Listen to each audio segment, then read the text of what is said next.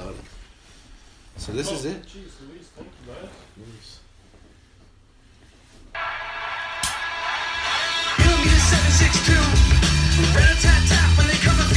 This is Kendall. Kamikaze heathens, blue steel demons, hard for your breathing, full of holes bleeding. Yo, this is K-Dom, your show, y'all. My beat-up wagon, blacked out road wagon, ride like the other one, what the heck out? Make a hot boss, stuff full of gauze, hear the applause, deliver like I'm Santa Claus. There goes the sound of the cats, throwing up bombs like we under arrest. Throwing up bombs like we under arrest. Yo, I love me a papa, I romantic one. Ask me nice and I'll make you come. Girl with me, it just takes a few minutes. Let me grab them cheeks and get up on in it. Don't worry though, I touched vaginas before. It won't hurt, you won't be sore. But just scream like you was, cause my technique is good. Damn right I know about clitoris. But wait a second, girl, I got something else for ya. Moving into labia majora and minora. And you never ever gotta worry about your cervix, cause I got the most average size of dicks. Now, feel the release of dopamine when I penetrate the vagina opening. Taking you to orgasm school, you better be more than a meal food. And this is Dan. You did a mumble rap.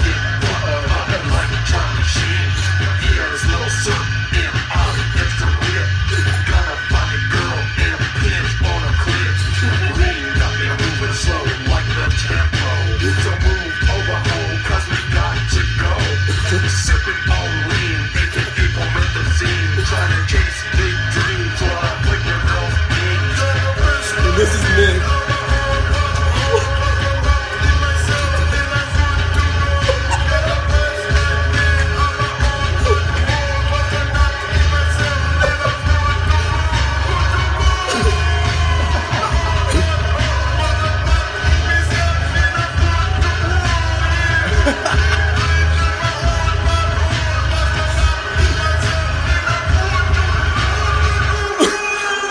And then this is my part that comes in.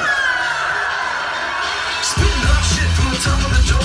Endless motherfucker with a cool microphone. Somebody done cooked and let me into my zone, and now it's my home. Cutting y'all right to the bone. My flow is my own. Hope y'all just go to your home. Study your rhymes. Write them all down your phones. I'm killing my time with a fucking million volts. My hands are tied to a couple bottles of coke. I wanna spill my prick on the home.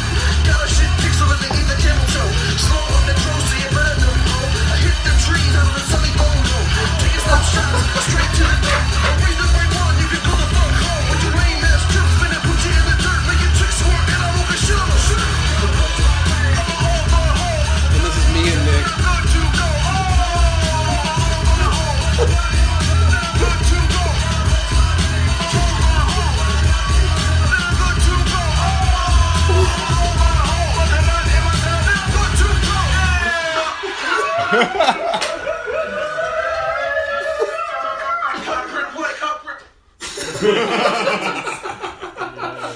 You guys gonna do more of that? Oh my god. Oh yeah, dude. We decided to like basically just treat it like doing like an adult recreational rap associate, like a weekend warrior rap league. Just gonna get together, just get drunk and make rap songs. Man, that sounds awesome. I'd like it on the next one for sure. Hell yeah, man. Yeah, that was great. Yeah, we had a blast last night, Yeah, man. it sounds like fun. And it sounds good. Yeah, we got Donnie, man. Yeah. Donnie's fucking sick. Yeah. Donnie's actually so talented, it's crazy. Yeah. Yeah, hit him up, Donnie Walls. Donnie Walls, yeah. All Yeah. your recording engineer needs, any kind of sound. You need a score? Call Donnie Walls. This has been a sponsored. And I'm not. It's not. It has not been sponsored. He doesn't pay me nothing to say that. That's true. That's true. Enter discount code Taran Murray. Get 20% off your next purchase at Donnie's recording studio. Yes. I don't know what tries to make it up. Well, you can't buy it like Donnie's recording studio. Someone shows up trying to buy his stuff. Try to buy some gear. What hardware you got here, dude? What's this? It's not Shrek. Yeah. I used to cut up his jug. Powering off. Oh wow. Speaking of items with sentimental value, that fugu is definitely one. Yeah, I love the Foog. Yeah. Oh, right, in the woods. It's weathered the Keji trip with Joe and Dylan and I. Man, I really want to go out in the wilderness. Yeah, man, it's we fucking should do awesome. it next year, but not go as far. Yeah. No, let's go further. No. I think you can't. I don't think Honestly, I don't think you can. I think at least at Keji, Yeah, we picked the Keji. because it was like it was like Canada Day weekend, like the most popular time to go camping in Kejimakujik in the year. I think it was free on Canada. Yeah, It was also free that day too, so it's like a full free zoo situation where everyone's fucking going, and we were just like, and Isaac booked it like the night before almost that we went. Told us. So it's like we were thinking like, oh wow, we're like so lucky to have gotten us campsite like a day before we wanted to do it, like. But it's like it's because it was the farthest fucking one and like the hardest one to get to. Like, took us 12 hours there, took like 10 hours back. oh man, that's actually a fucking story for another episode, man. Yeah, that's definitely save that for another app. That's a long story. Yeah, I'm happy to hear it. Yeah, it'd be sick. Cool. Tune in next time. Everyone here is on. Yeah. Or you just Dylan or whoever. No, it'd be sick. It'd be sick. Like Get the whole trip crew was there. Brandon, Joe, myself, and Anton, and Isaac, Travis, and JJ Cardinal. Be sweet if we could get all of them here That would be and sick. just talk about the it. stories would flow so easily too. Like it was just such a memorable event. I've been wanting to go do some winter camping. Okay. Oh shit, Yeah, go out in the winter time. that would be a lot more intense. Yeah. Yeah, but you can do it so that it's not so bad. I mean, the main thing is bringing the right clothes and all that, but like, you can build this. When I was in outdoor pursuits class in high school, one of our assignments was to build these quinzies, they're called.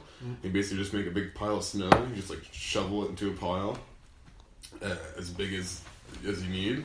And so we built this really huge one that could house like 7 people. Spent all day shoveling that pile of snow, and so you'd have to go somewhere more inland where there's snow to do it with. But then you basically let it sit for a day, and then you go and you dig down into the snow and then up into the like space that you want to have to occupy with people. Okay.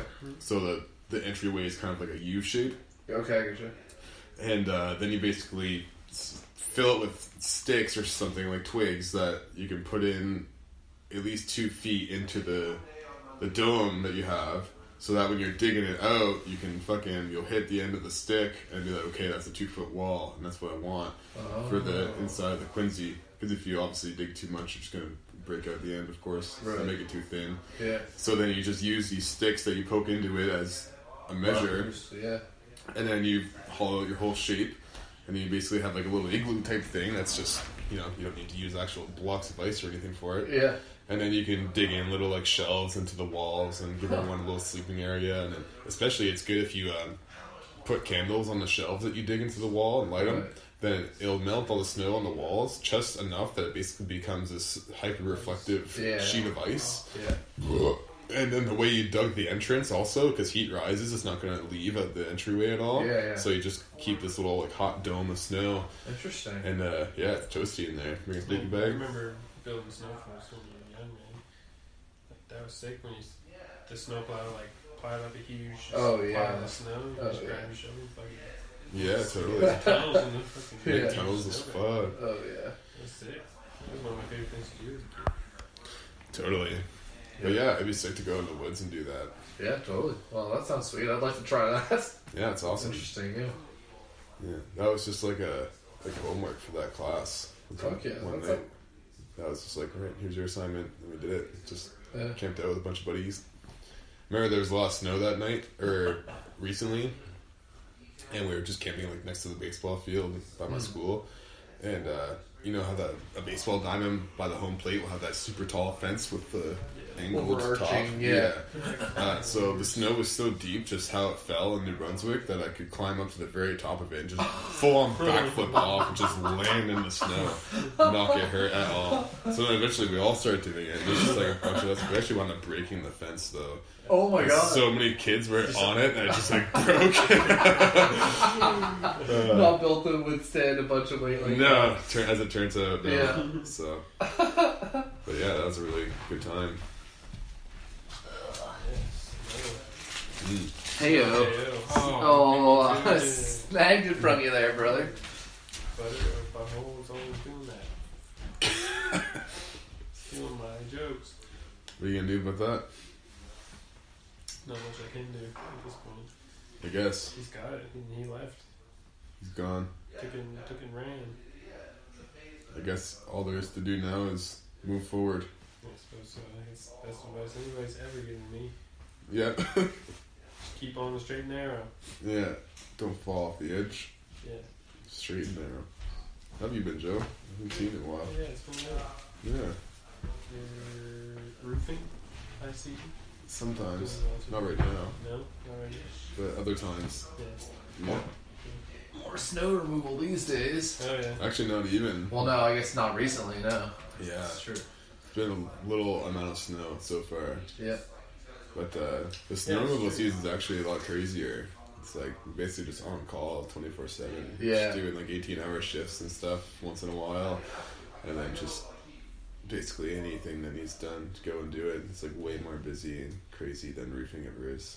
Yeah. Like roofing, it's busy. Like I do it every day in the summer, but like that's not pouring rain or anything. But it's just not so crazy where, you know, as long as we get a reasonable amount done, not even reasonable, but if we can surpass like our goals and just set ourselves up to get as much done as possible. Yeah. With what's expected, you know, not always including, of course, unexpected hang-ups that you run into as you get into a job, but yeah, I'll definitely wind up home every evening and chilling and doing other things outside of work. But when the snow removal is going full blast, it's like all my time's just going towards that. Yeah. Yeah, it's crazy. I did the one 13-hour shift and then the 7-hour shift. And 13-hour, like the 7 was tough, but like the 30, I could not imagine doing that, like waking up the next day and doing it again. Like I went out later that night. Yeah, no, that's for crazy, another 5 man. hours. It's crazy. Yeah. There's times where the only good thing I can think about, other than, you know, the financial side of it, is because we were out till about 2 a.m. or something. I think that's when I got home after I went out again, and we were out for a total of 5 other hours. And there was just some of these moments where your body's just failing you, and it's just so weak, and it's just like you're just pushing the shovel around basically, and it's like everything you can do. You get into this weird meditative kind of state that I've never experienced outside of sheer physical exhaustion. It's like a particular kind of, you know, freedom in a way, because your brain just doesn't have, there's no available energy for your brain to be busy burning it on thinking about shit not related to getting you to bed, you know? Yeah. And so there's just a lot of these moments I have, and that day, it was, when we were out that night, it was still full-blown storming, man. Yeah, like, yeah. It was full-blown freezing rain for a bit. Yeah, through the middle of the day. And then as it came back to night, it was just crazy winds and blowing snow everywhere. I couldn't believe it was still storming. So that's why it's like for 3 days straight we were just going nonstop basically. Not enough to warrant full crews of trucks or anything, but the rest of us that work full time for the guys are just like going nonstop. Yeah, exactly. And so, but yeah, it's just some of these really peaceful moments I had, just kind of standing there with my shovel, taking a breather, and just something about like being outside in the middle of the night during a blizzard when there's no one else around, just hearing the wind howl through the streets, and just the feeling of the snow just blasting you in the face, and the cold of it all, and feeling wet, and the feeling of exhaustion. It's weird, and it's oddly peaceful. Just like some of these really peaceful moments I've had, just feeling the snow hit my face and melt, and then feeling like hearing all the sounds of the wind and it howling and everything, and just not a single thought going on in my head at all, just feeling everything that's going on in the moment. And it's a weird kind of freedom. It's like, but I mean, I don't want to be doing that every day, but I just stress. It's like, that's one of the upsides. There's definitely this whole other part of me that turns on once in a blue moon that's like, holy fuck, I want to go to bed right now. But it makes you really appreciate that bed. Like once you get home after a day like that, you just like get out of those soaking wet clothes and put on something dry and just lay down in bed, and it's like, oh. Hell yeah, dude. And let alone if you have time to take a hot shower. Mm-hmm. That hot shower, man. It's such a luxury. Literally next to orgasmic. Like, seriously, the man. top level of pleasure. It really is. Like, you'll never enjoy a shower like you enjoy it after a day like that. Yeah. Which is why struggle is so essential in life. Mm-hmm. All the fucking pleasure doesn't matter if you don't have something